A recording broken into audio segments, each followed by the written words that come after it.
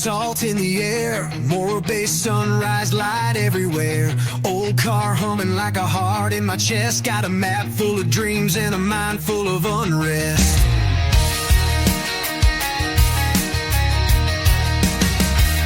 Pulled up to Wimmer's, chrome shining bright. Rust turned to gold under neon light. The scent of oil and the sound of steel, fixing molded engines, making dreams feel real. Wimmer's Automotive, where the road comes alive, turning broken down wishes into something that drives. From busted up hearts to wheels that breathe, chasing driving dreams.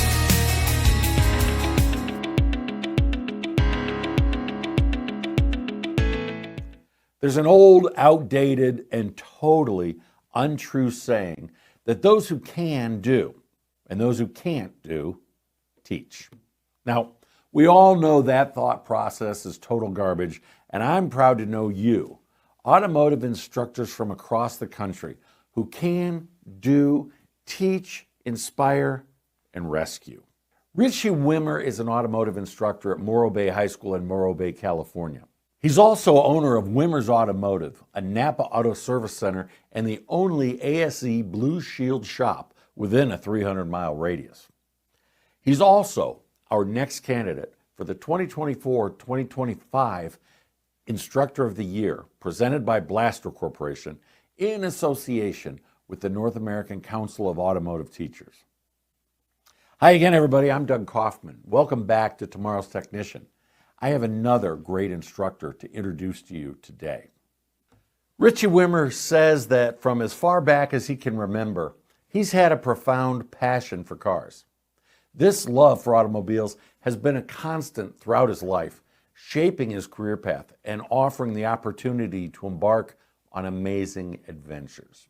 While attending Rim of the World High School in Lake Arrowhead, California, his passion for automotive technology was ignited in the classroom by his favorite high school teacher. Ritchie says Dave wasn't just an instructor. He was a mentor who taught him not only how to repair and service cars, but also how to build race cars and a racing team. His guidance fueled his ambition to pursue a career in automotive mechanics.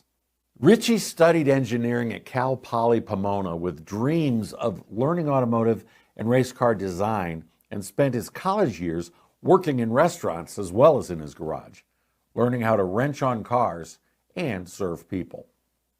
A 4-year apprenticeship at Jim's Automotive in Morro Bay resulted in Ritchie and his wife Courtney buying the shop in 2013, which he said has provided invaluable experience and the opportunity to continue honing his skills in the automotive industry.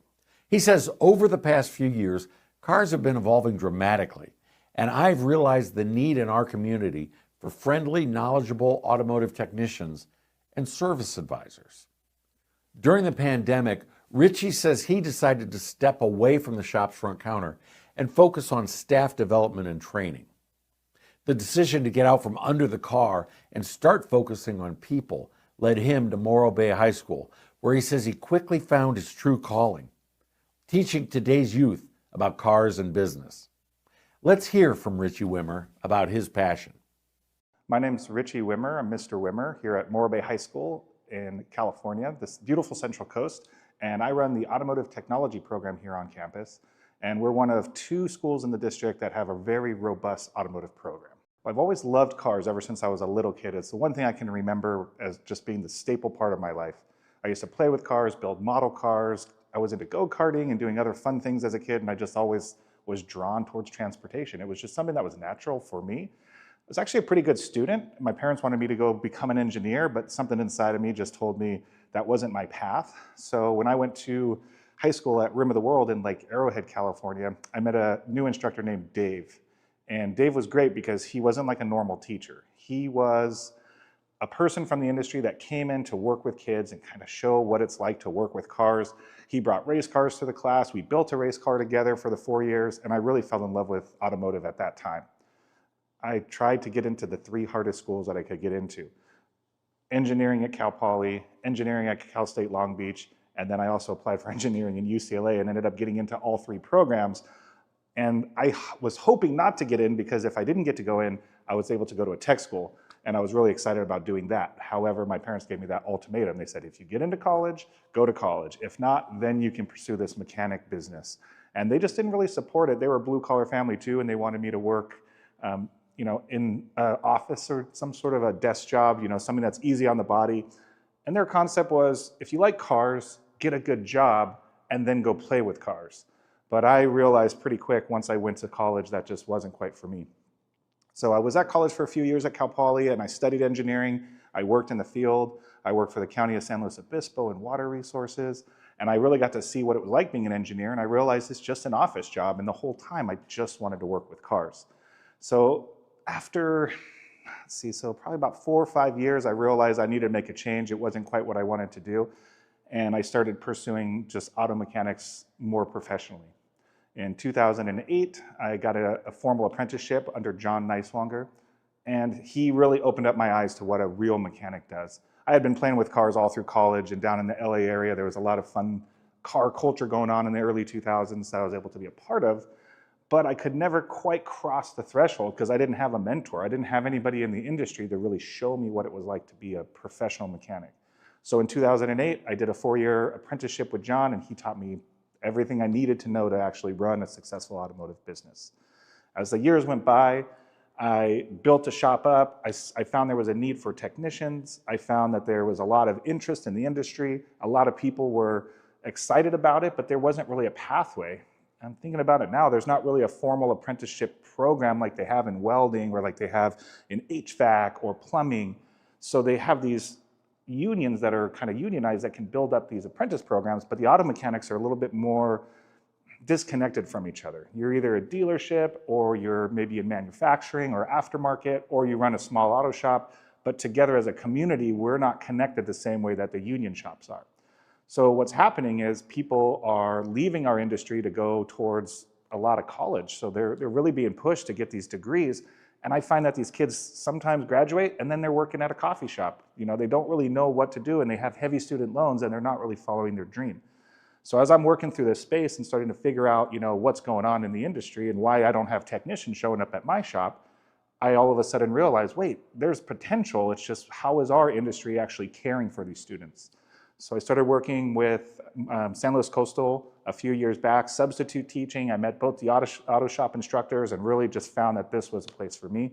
I really enjoyed working with kids, and it kind of brought me back to where I was in high school. But now I was on the other side. Now I was the instructor instead of the student, so I still connect that way, and I really understand what that means. And I can see there's 10% of the student population at Morro Bay are in my courses, and they vary from I want to change my own oil and learn how to save money to how do I make a career in here, or how do I weld, or how do I build race cars, or how do I just fix engines? So there's a large variety, and I can bring a lot to the kids because I like cars so much, and I like the variety of just the whole transportation industry. So as a whole, coming to teaching has been a long road, so to speak, a lot of different turns and twists, and it's been a lot of fun. But now I'm here doing the second part of my career, and I'm excited to be working with kids for the remainder of my professional days. One thing we do here that's really interesting that I haven't seen in a lot of high school auto shops is we treat the shop like a real shop. So there's very few business owners or shop owners that are coming out of the industry into the high school setting or into the community college setting. And the reason that that's interesting is most instructors are retired technicians, or they're maybe a service person that wants to teach and is really personable and knows a lot about cars and wants to work with kids, but they don't have all of those pieces of running an actual shop. Like, what does it mean for parts? What does it mean for warranty? What does it mean to clock in and out? So in order to build the relationships with the students, what I do is we run the shop like a real shop. The students come in and check in with me every morning. I check in with them to make sure everything's going well in their lives, see where they're at. I kind of gauge to make sure we're ready to actually work in this space because there are heavy machinery. And then sometimes kids need to study or do something else, so we work on other things together too. So I try to lead by example, but the reality is I'm here for them. I want to support them, and I just happen to have a lot of toys for them to play with, so it makes it kind of fun. I think it's interesting coming from the professional world into a school because I haven't gone to all the same training, so to speak, or I haven't been in the school district for a very long time. So I don't really know where they are in their mindset, and they don't really know where I'm at in mindset. So what we're trying to do is work together to just teach kids. So what ends up happening is, as I meet these colleagues, I'm very impressed with all of their expertise. We have so many great programs here. We have engineering, we have media, we have an amazing band and choir program. There's all types of extracurricular activities, including the normal general, geometry and algebra. I've had an opportunity to talk with many instructors or teachers, one-on-one, not only about cars, but talk about the students, because they get to bridge over to me and we get to work on some different, things with students that I had no idea that even happened. So me coming in here, I'm just trying to learn. So I'm actually a student of theirs, whether they realize it or not. So being in the industry for as long as I have, I've made a lot of industry connections. So I know a lot of people. I know race car drivers. I've run pit crews. I've been working with my staff developing technicians for about 10 years.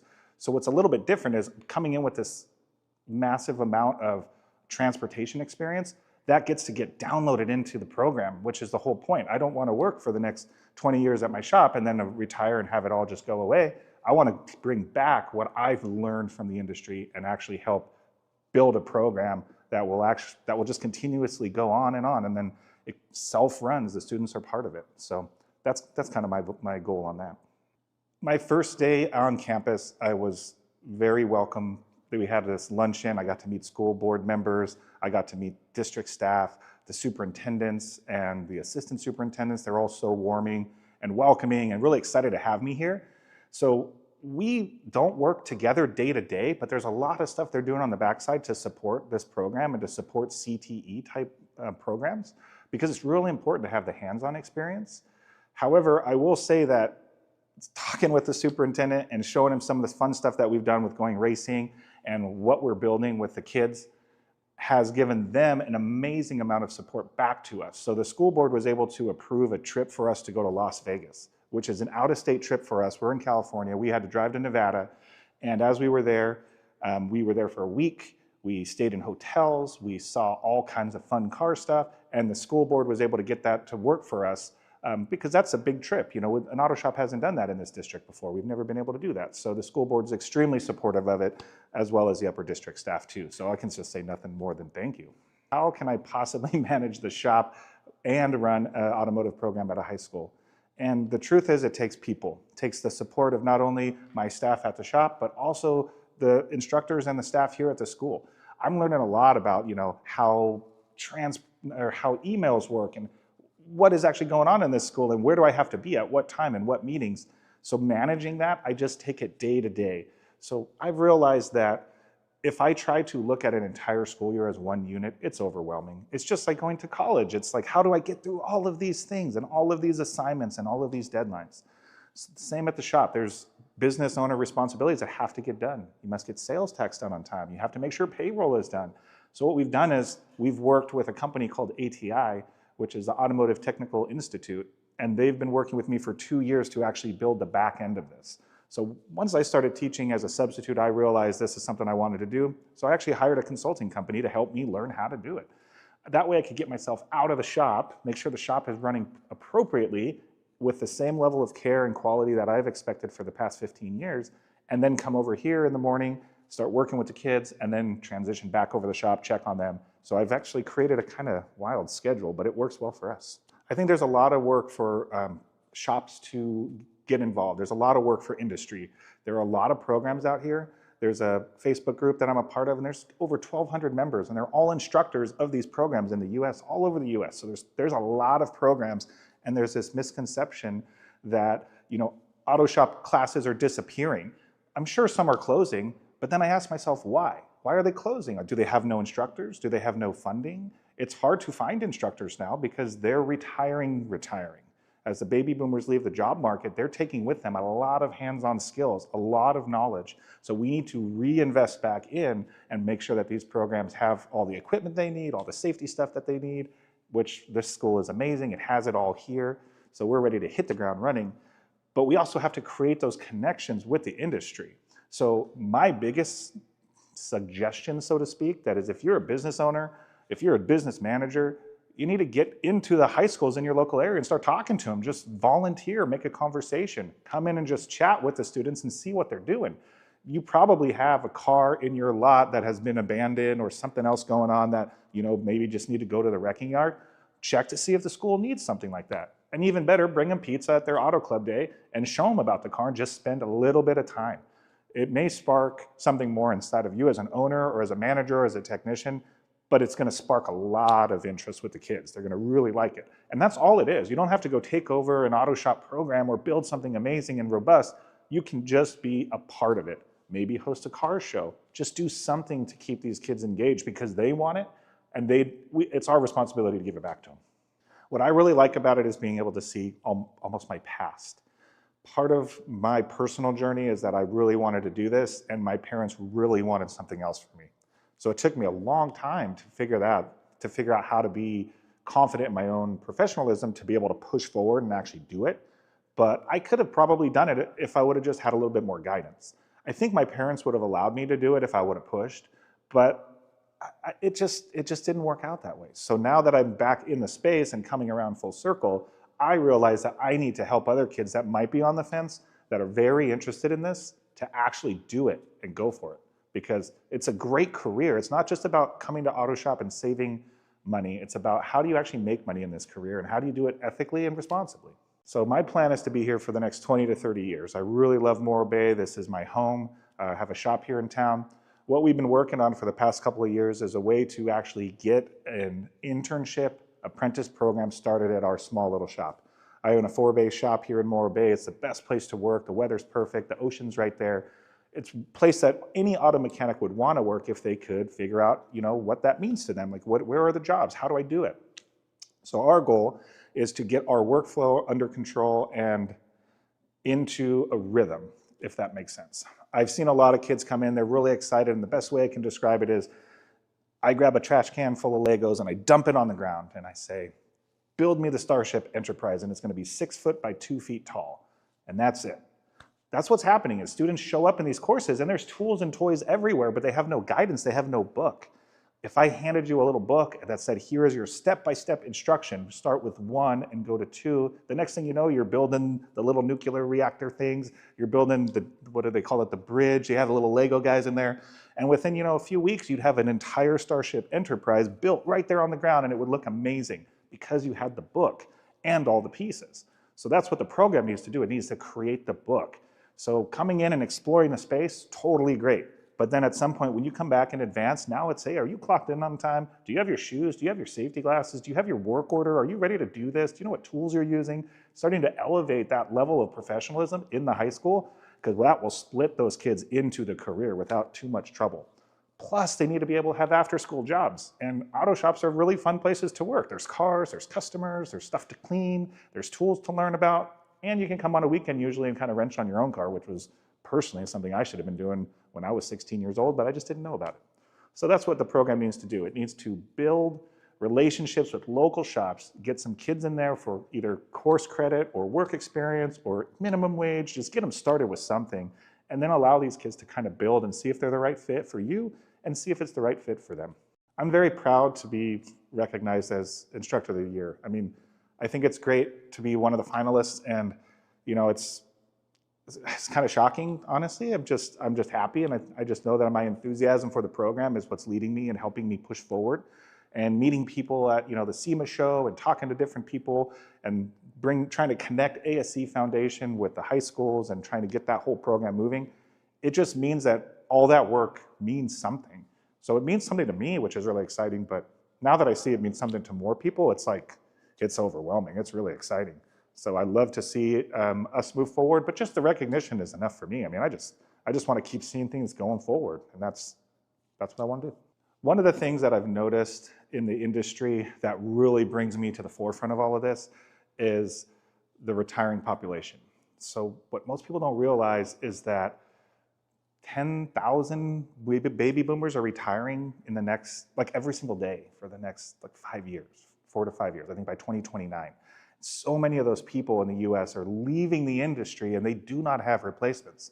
Crunching the numbers, I mean, basic numbers that I've seen, you're talking somewhere about 500 transportation professionals are leaving our industry every single day until 2029, and many without replacement. Of course, that's going to be truck driving, mechanics, anything, service people, dealership people, auto workers in factories, everybody as a community, we're losing a lot of people.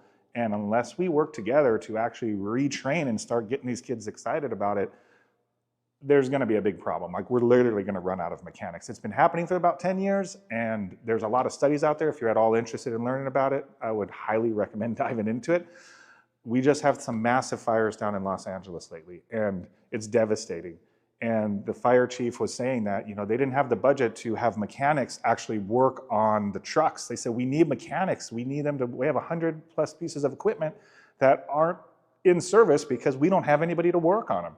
So you got to take all of those little things into account, because it's going to continuously get worse because people are retiring. So I just need to bring that to the forefront of who's ever watching this. Just know it's like, we need to work together to be mechanics and have a successful career and be recognized. We're not a bunch of salesy guys trying to do whatever with your car. We're literally trying to do our passion and work with you.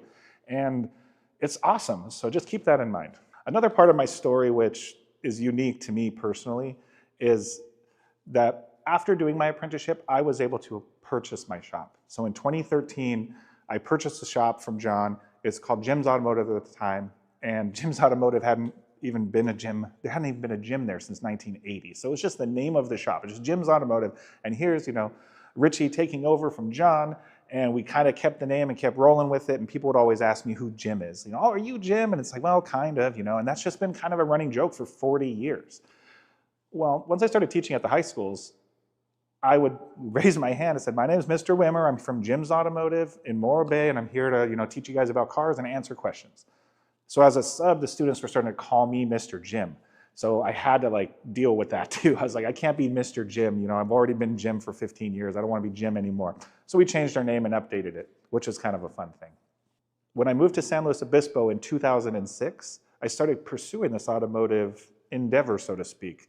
I was doing my internship with the county and doing engineering, and I found the car behind me, the number 54 car, on Craigslist at the time for $50. So in 2008, I purchased that car as a chassis. There was nothing about it except for the tub, is what it's called. It's a subframe. It was rusted, it had no wires, it had no engine, no seats, no transmission, no tires. I literally brought back a tub for $50 on a Harbor Freight trailer that I found on Craigslist for $26 or something crazy. It was some silly deal. And I drove all the way to Los Angeles. I strapped this thing down to a 4x8 trailer and I drove it home. The only reason I bought it though was because it had a title, which is really important. If you want to build a car, you need to actually have paperwork with it. So we talk about that a little bit in our course. What is it like to transfer vehicles? Well, that's how I got that car. I had to do something and have some paperwork involved with it. So that's how that car survived. It was literally being sent to the wrecking yard. When I went down to buy it, the guy was like, well, you really want it? And the only reason he charged me $50 for it is because he said, well, I think legally I have to charge you something. And it was kind of more of a joke, but I said, yeah, I'll give you, $50 for it. So that's how it came. What was inspiring about that car is it had nothing there. It had the bones, it had the structure, but I got to put the whole thing together. So in 2010, I was able to go to the racetrack for the first time, and I was able to drive that car on the track shortly after that, which was really exciting. So I spent, the past decade racing this car and driving this car and having a really good time with it. From 2010 to 2016, I went from racing time trials to racing wheel-to-wheel. So wheel-to-wheel is a type of racing where you're going car to car, door to door, mono against mono, or whatever they call that. You're just going after each other and trying to not bang into each other, which is really fun. It's a totally different type of racing. It's a lot more expensive and a little bit more dangerous, but it's really fun. In 2016, I had already completed one race, and in late January, I was supposed to go to my second wheel-to-wheel race. So I was getting the car prepared. So the car was at my shop in Morro Bay, and it was late at night. I went and saw a movie with my wife. We were hanging out, and I said, hey, I want to go get the car ready for next weekend. So I was super excited about it. So the car was at the shop just like it is now, about 7 feet up in the air, and I was working on it, but I was all by myself late at night. And listening to music, doing stuff, really excited and really stoked about, getting out to the racetrack and pursuing my passion of racing. Well, unfortunately, there was a rack failure. There was a safety latch, and the arm shot out of the rack, and the car actually came down on top of me in the middle of the night. So I was completely underneath the car. A tool went through my arm, which permanently like severed nerves and like damaged my left arm. And I actually had a near-death experience. It was just pretty amazing. It was actually a turning point in my life, which is why it's important to share it. So in 2016, when this accident happened, I was alone and there was nobody there and I could not get out from under the car. And I was bleeding pretty bad. My axial artery was severed, which means it's the direct artery out of your heart. So within just a few minutes, I literally had like no blood. And there was a clandestine turn of events that takes 45 minutes for me to even walk you through if you want to know the actual detail to detail. But I'll give you some cliff notes. A neighbor was outside. He was looking at the full moon. He heard the car fall off the wreck. He had something inside which he later identified as my father, who had passed away in 2010, 6 years previously. He said he heard his voice and knew that it was him and said, go check that auto shop. So he walked over at 11:30 at night and the door was unlocked. And he said he just felt like he had to come into the space. And he found me under the car within a minute or two of it crashing, which is the only reason I'm still here right now. There was a police officer of Morro Bay Police Department doing I guess you would call it a safety check of the Triangle Park is what we call it in town, just making sure that the park is safe, all the doors are locked, things like that. He happened to be doing that check at the exact moment that the car fell. So he heard it because he was outside of his squad car 1 block away. So he thought to himself, I think I need to go check that out. He said something inside of him just said, go look, figure out what that is. So he does a U-turn and comes down and he sees the other gentleman from across the way walking into the shop, which kind of was interesting to him. So he pulls up and kind of stops there, and the next thing you know, the gentleman comes running out and is surprised to see a police officer standing there. And they call it in, 911. Morro Bay Fire Department is directly across the street from my shop. So within just like minutes, I had police department there. I had local fire department there. Now all we needed was an ambulance because I was crushed under a car. Like they can only do so much, you know? So they get in there and start working on the car, trying to get me out. They see that I'm still alive. They get the vehicle off of me and they start pulling me out, of course, calling in for an ambulance. Well, unfortunately, there's only a couple of ambulances in town. San Luis ambulance was already on calls. They were gone. They weren't in the area. They were already going to the hospital with other things going on. However, there's always backups, which is super neat because they had an ambulance coming from Arroyo Grande to cover Morro Bay in case there was an emergency, which is something I learned. I said, I didn't even know that we did that kind of a thing. But yeah, the ambulances aren't in town. Somebody comes to cover. Happened to be that ambulance was entering the exact exit when they got the call for my shop. So they were there within like a minute of the call. So this really crazy turn of events started happening during this accident where just everybody was like, boop, there. During that time, I had bled out. Turned out I had coded 4 times. Each time I died, I met my grandfather, I met my dad, I saw my uncle, and I saw a spirit that I don't know, but they caught me and they sent me back. And they told me, they're like, you don't want to die, you got to come back. And that happened 4 times, and I remember it like it happened yesterday. I know every detail of it. But it's important to know that because when I came back, I knew that I had to do something different. I couldn't just be a shop owner and race cars. I had to like actually do something. So that's why I'm here. Ritchie's methods inspire students to work at their own pace, building teams, creating projects, performing digital inspections, and using proven workflow methods. He shares his 24 personal cars from his collection with his students and lets them learn by doing. Everything from wiring a 1949 F100 to exploring ADAS on a 2020 Highlander. Ritchie says his main objective is to develop a 100% student-run 8+ bay service center within the next 5 years, create ASE certified technicians who are ready to work the day they graduate, and assist parents in giving their children the latitude to pursue their passions for this industry. Ritchie Wimmer, thank you for recognizing that the kids of today are as interested, if not more interested, in the trades than ever before.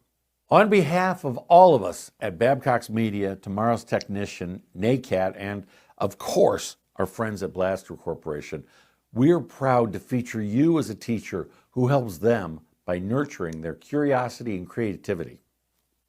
You're one of our 6 finalists for the National Instructor of the Year Award to be named in May.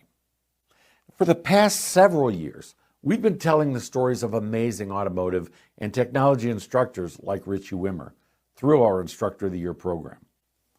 This year's candidates are outstanding, and we know there are others out there just as dedicated. Look for several more profiles of deserving teachers over the next few months before we announce our grand prize winner in May.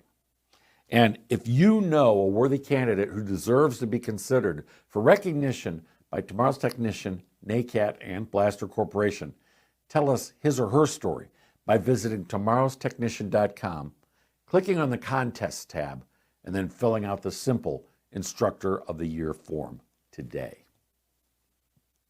Till we talk again soon, keep up the great work. I'm Doug Kaufman. Take care, everybody.